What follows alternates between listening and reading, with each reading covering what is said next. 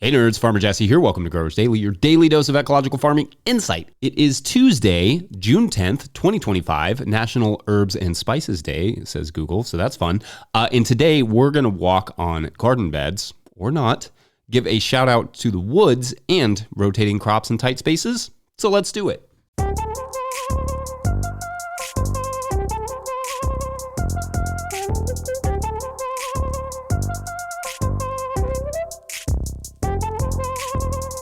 All right, well, happy Tuesday, friends. I mentioned yesterday that our weekend wasn't entirely over, and that's true. Like a cheater, I recorded that episode a day early so we could head down to the Red River Gorge, and specifically we hiked up with the kiddos to see a natural bridge at the state park.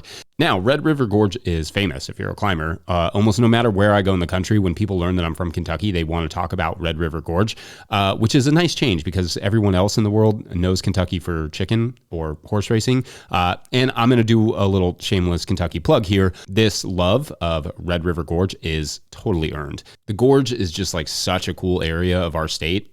First off, Appalachian folks are always great, but going deep into Appalachia and finding such an eclectic group of people, like climbers specifically, they're kind of their own breed for sure, mixed in with those awesome Appalachian people is just amazing. But also some of the natural formations there, like the natural bridge is just absolutely awe-inspiring. It's a bit of a hike for sure to get there, but totally worth it. I like that it's one of those unofficial wonders of the world that you actually have to earn to see it. But I also just loved this weekend being back in the woods and around the woods that much. We don't really have woods on our property anymore so much, and I definitely miss it. For years, in fact, we used to have to walk through our woods to get to our gardens every day. And for as inefficient as that was, it was nice, it was kind of like a nice breezeway of sorts to the grind of the garden, and then coming home from, being hot and tired, being able to sort of calm down and reorient by walking through the woods, maybe picking mushrooms or just like smelling the flowers. I realized hiking up to the bridge how long it had been since I'd heard, for instance, a wood thrush and its soothing R2D2 kind of like call.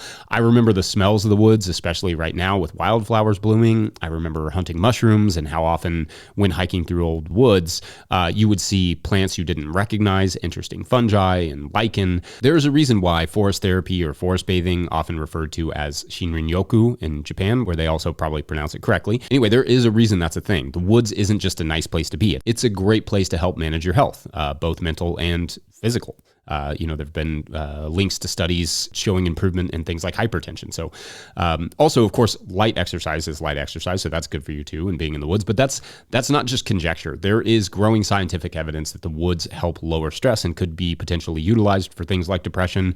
As someone who suffered heavily from both depression and stress, I give 5 stars to just a good walk in the woods. But it's nice to see the scientific literature there to back it up a bit. This is also interesting to me because of how few people live anywhere near woods anymore. State parks are one of the few places we can actually, sort of engage with forests.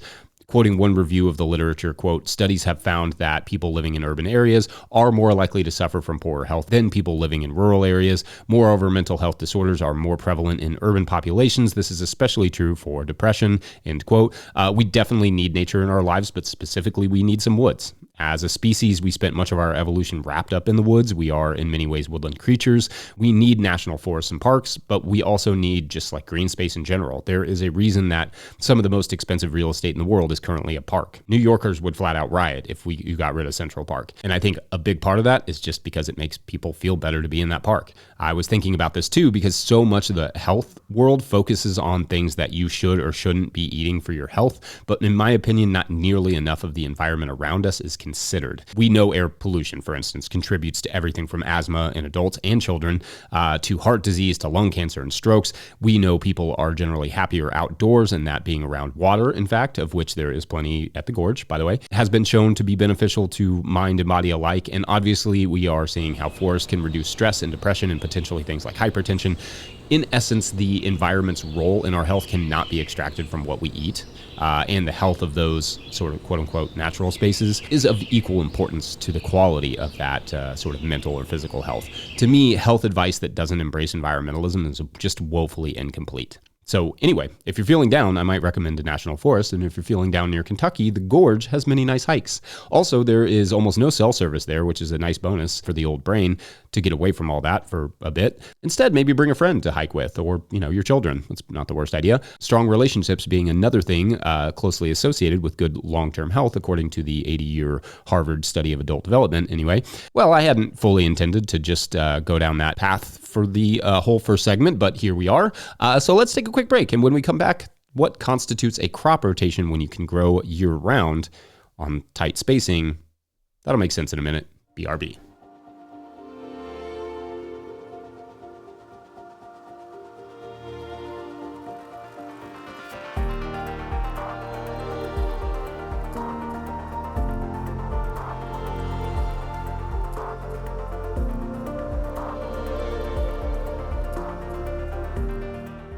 Today's episode is brought to you by Precip.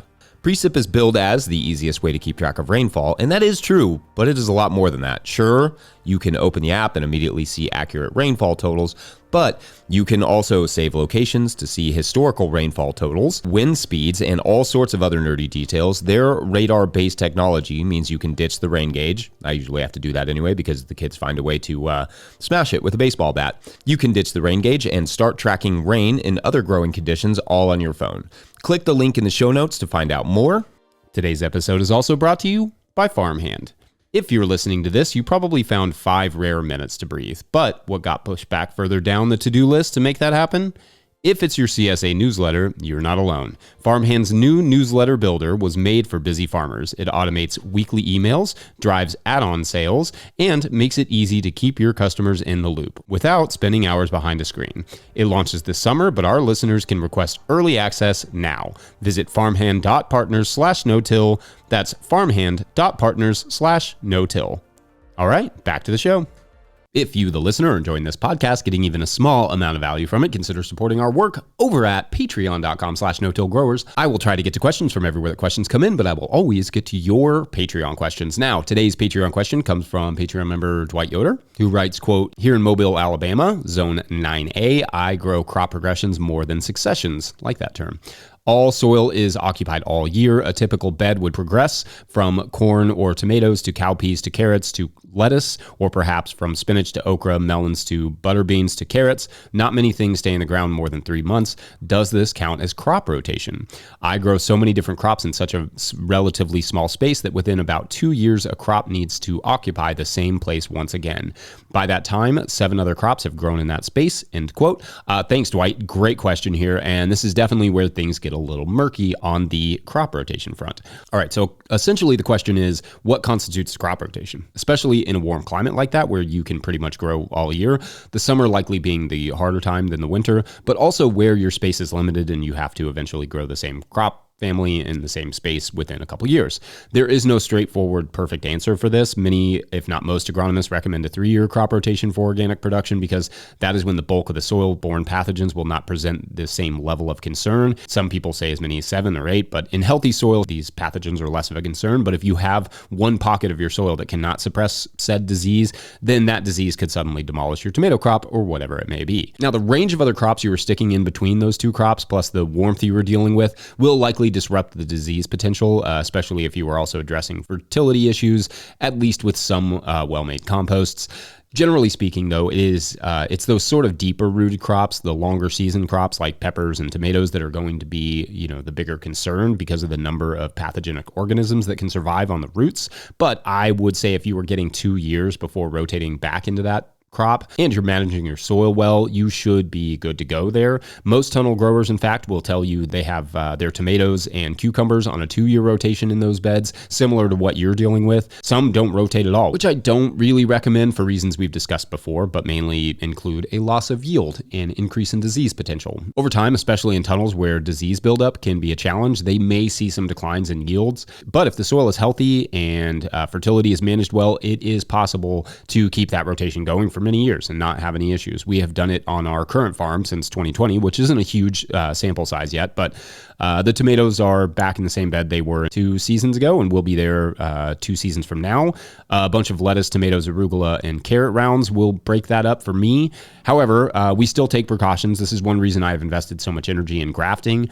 The stock we use for the root stock is resistant to certain soil-borne pathogens like bacterial wilt. It's not a disease we've had, but we'd also like to keep it that way. So even if our other soil-borne diseases are not present in the soil from a previous crop, the idea is that the grafted tomatoes will help reduce the risk of getting said soil-borne pathogen. Now, if we saw some huge soil-borne disease outbreaks on our tomatoes or cucumbers or whatever, we would have to change things up and rest those beds for a little bit longer. Maybe throw in a cover crop like mustard to give a little extra protection and disease suppression. Some large-scale growers, typically those that do not rotate at all, even go as far as to replace the soil in their tunnels or solarize it very heavily. I don't recommend those things in your situation, or I guess just generally, because that's not very ecological. Just that if you see some significant disease issues, you may want to have a plan ready for how to address keeping your plants safe for future plantings. Anyway, I hope that was at least somewhat helpful. We are going to take a quick break, and when we come back, we'll talk about walking on beds. Be right back. Well, I left Chattanooga, boy, had $1 and a dime. Headed out for Nashville on the Hard Rock Line. I'm working on that old steamboat and learned to ride and steer. When my feet had touched dry land, how happy I did feel. Today's episode of Growers Daily is brought to you by Peaceful Heritage Nursery. If you're looking for hardy and resilient fruit trees, berry plants, or pawpaw trees, then check out Peaceful Heritage Nursery. Peaceful Heritage Nursery LLC is a mail-order nursery shipping premium quality fruit trees and berry plants across the USA. They specialize in resilient, non-GMO plant genetics for small growers. Their diverse selection includes berries, cold hardy figs, passion fruits, gumi, mulberry, and much more. They're famous for their diverse selection of premium quality grafted pawpaw trees. 5-star Google ratings and customer testimonials attest to their commitment to excellence in quality and service. Find them at peacefulheritage.com and join the mailing list. Once again, find them at peacefulheritage.com. Use the promo code NOTILL for 10% off your first order.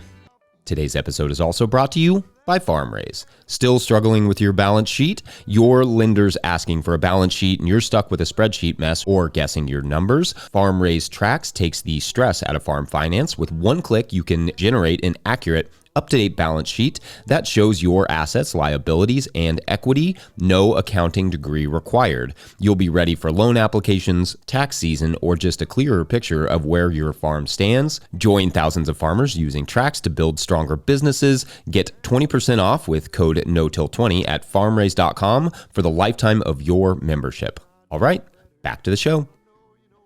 All right, so I got a question from our dear No-Till Growers marketing manager, Michelle, who asked me, quote, "What's the deal with walking on freshly seeded beds? Should I be worried about compaction, or is the soil to seed contact actually good?" End quote. And this is a great question. Sometimes people see me walking on beds in videos while I'm seeding or something and say, "What are you doing? Aren't you compacting your soil?" And the thing is, no, I'm not, but also I could be. It just depends. So I don't walk on every bed all the time. It really depends on the conditions. And even then, I'm not using a bed as a walking path. One footprint here or there on dense no-till soil when it's not wet is not going to do a ton of compacting. Walking back and forth in the same place, well, that's not a great idea.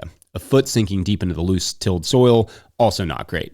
Mulch beds are one that I don't really worry about walking over here, a little bit here or there, only because the mulch helps to spread the weight out a bit. And also sometimes the beds are almost too loose at the surface, making direct seeding actually somewhat difficult. This is probably where you see me, walking on the beds the most. It's especially true with compost mulches, where sometimes a light amount of compaction can actually do a mulched garden good. And like you said, get that seed to soil contact, even in a situation where you're using something like the Earthway that does press the seeds in a little bit. It's nice to just have a little bit of extra, oomph there to make sure that on those loose composted soil tops that you get that good seed to soil contact. So yeah, small amount of compaction can actually do a heavily mulched garden good. And just to elaborate a little bit, what I mean with that top layer of compost doesn't always hold its moisture very well. So it actually is almost too loose to get good seed to soil contact and get that good germination. So those little footsteps actually help a little bit with that. But by and large, you don't want to walk on garden beds if you can help it. It is not generally going to be that helpful, especially, like I said, for tilled beds or wet soils or whatever. For us, I only do it when the soil conditions are right, when I want to press the seeds in the soil and cover them, and when a little compaction might be helpful to the next crop. So walking on the beds is not generally a practice I think people should embrace, but I also think you shouldn't beat yourself up over a few footsteps, and it can be used like a tool. Like it's just a tool in the toolbox. Now, if your foot sinks deep into the soil, like I said, and causes a mucky, slick footprint, then definitely do not be walking on the beds. It also just depends on the soil type and the soil conditions. All that said, it was because I knew it was fine to occasionally walk on my beds that kind of helped me to decide on 4-foot beds over 30-inch beds because, well, sometimes the nerd just doesn't feel like jumping 4 feet. So yeah, occasionally I will take a step on the beds to get over top of them. Anyway, I think that's it for this Tuesday. Let me know your thoughts, dreams, goals, soccer hot takes. It's kind of the transfer season. Lots going on there. Otherwise, don't forget No-Till Growers is now officially a nonprofit 501c3, so donations are tax deductible and greatly appreciated. Please make sure to like and subscribe and or follow wherever you are getting this podcast. That's an easy way to help us out. You can also, share it on your Instagram, Facebook page, MySpace, LiveJournal. These are all things, I think. Enormous thank you to all of our show sponsors. And if you'd ever like to sponsor the show, you can reach out to Farmer Michelle at no-tillgrowers.com. Huge shouts to Willie Breeding for the theme music, Mike Hilbert for the production help and editing, and the team at No-Till Growers. Also shouts to Epidemic Sound for the background music that you can hear. Let that one breathe for a second. Pick up a copy of the Living Soil Handbook or the Seed Farmer at no-tillgrowers.com to support our work. Big thank you to everyone over at patreon.com/no-tillgrowers, where at a certain level, or if you just bump up from one level to another, or you sign up in the month of June, you get a shout out on the show. So big shout outs today to Clara Bridges, or Claudia Bridges. I'll bet it's Clara. I have a friend named Claudia, and then I have a friend named Clara. It gets a little confusing in my brain, but very novelistic name. Okay, so as cliche as it might be, when aliens attack our awesome retirement community of farmers, the attack itself is anything but cliche. In fact, it's weirdly underwhelming. The aliens look like what you might imagine an ogre to look like. They're big but slow and kind of lumbering, and they have, they're jumping off the ships instead of being beamed down, and they have like clubs, but they're not even really good clubs. They're more like just like sticks. Anyway, some of them seem to also be getting hurt in this process. It's all a bit farcical, and the young farmers watch in both fear and curiosity, while the older farmers, they reach into their pockets and all collectively pull out a small glowing string and begin to spin it around their heads as the aliens approach. A battle is forming, and it's about to go down, but that is for tomorrow on The Photon Farmers Go to War. Is that what yesterday was? I don't remember what yesterday's was called. Probably something like that. These are all complimentary and all very creative, definitely. All right, thanks for watching and or listening. We will see you then. Bye.